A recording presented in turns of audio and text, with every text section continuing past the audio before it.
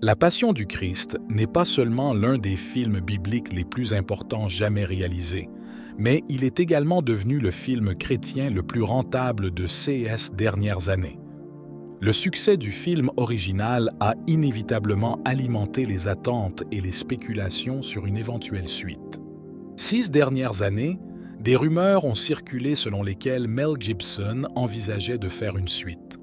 Il semble maintenant que les plans pour la suite avancent, le film se concentrant sur les événements des 3 jours entre la mort et la résurrection de Jésus. Le choix d'explorer cet arc narratif offre une opportunité unique de se plonger dans des moments moins explorés.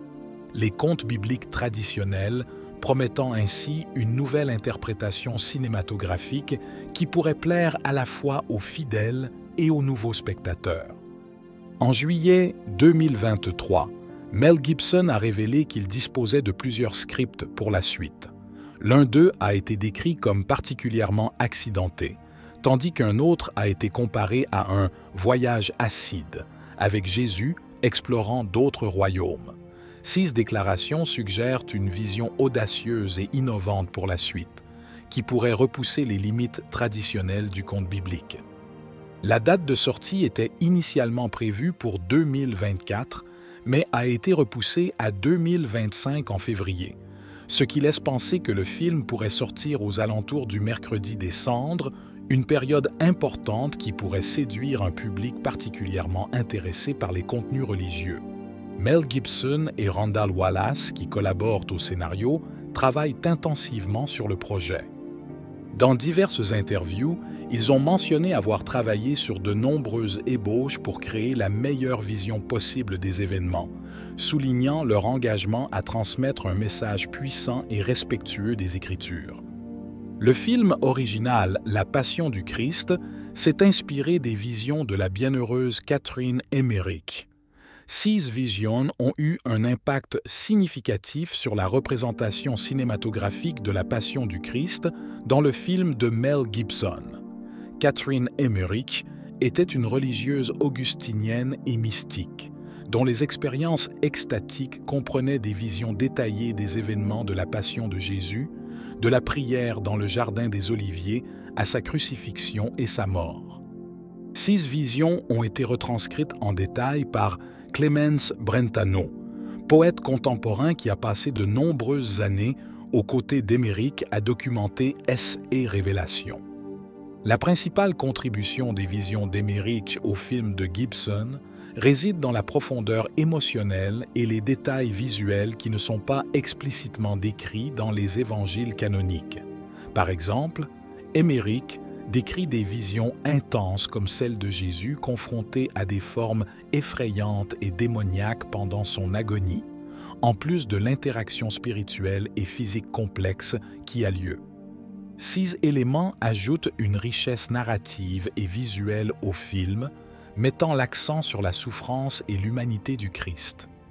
Ces visions ne se limitaient pas seulement aux événements de la Passion, mais incluait également des descriptions détaillées du Cénacle, la participation des apôtres et des figures saintes lors des événements, ainsi que la description de lieux et de détails physiques qu'elle n'aurait jamais pu connaître, personnellement suggérant une connexion mystique et surnaturelle.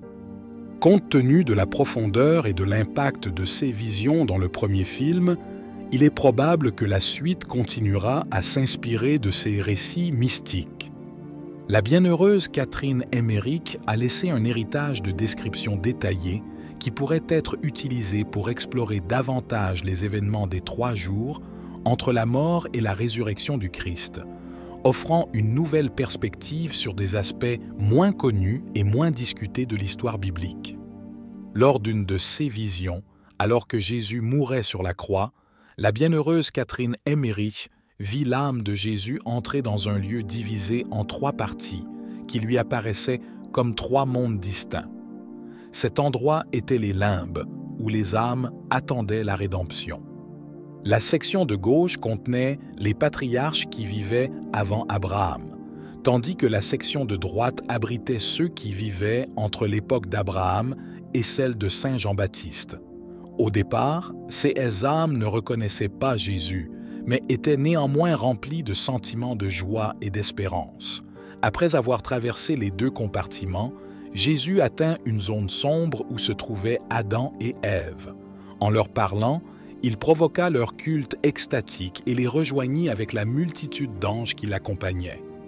De retour dans le premier compartiment, il a annoncé son identité aux patriarches, qui ont exprimé leur joie par des acclamations. Ensuite, l'âme de Jésus se dirigea vers le compartiment de droite, connu sous le nom de Sein d'Abraham, où elle rencontra l'âme du bon larron amené par les anges. Ici, toutes les âmes justes ont accueilli le Seigneur avec des hymnes de gratitude et d'adoration. La vision s'est élargie pour inclure une sorte de purgatoire, habité par de bons païens qui, ayant eu un avant-goût de la vérité, désiraient sa réalisation. Jésus força les démons à confesser les tromperies liées aux idoles païennes, et les âmes des païens se prosternèrent à ses pieds, l'adorant avec une joie inexprimable. Même s'il n'y a aucune certitude absolue que les visions de la bienheureuse Catherine Emmerich guideront directement la production de la suite de La Passion du Christ, l'impact spirituel et culturel potentiel du film reste significatif. Mel Gibson a l'opportunité de s'appuyer à nouveau sur ses récits profonds pour créer une œuvre qui non seulement approfondit la compréhension des événements bibliques, mais peut également servir de puissant moyen de réflexion sur la foi et la rédemption. De plus, la production de La Passion du Christ comportait de nombreux éléments notables et controversés qui ont retenu l'attention du public et des critiques. Pendant le tournage, l'acteur Jim Caviezel, qui jouait Jésus, a été confronté à de nombreux défis, notamment de graves problèmes de santé et des blessures. Par exemple, le maquillage des scènes de flagellation nécessitait plus de temps d'heures de travail et, parfois, en raison de conditions météorologiques défavorables, Caviezel était obligé de dormir maquillé pour ne pas avoir à répéter tout le processus. Un autre aspect intéressant concerne la projection anticipée du film au Mexique pour éviter l'impact des copies piratées déjà en circulation avant la première aux États-Unis. Cela reflète l'inquiétude de Gibson quant aux répercussions possibles sur le succès commercial du film.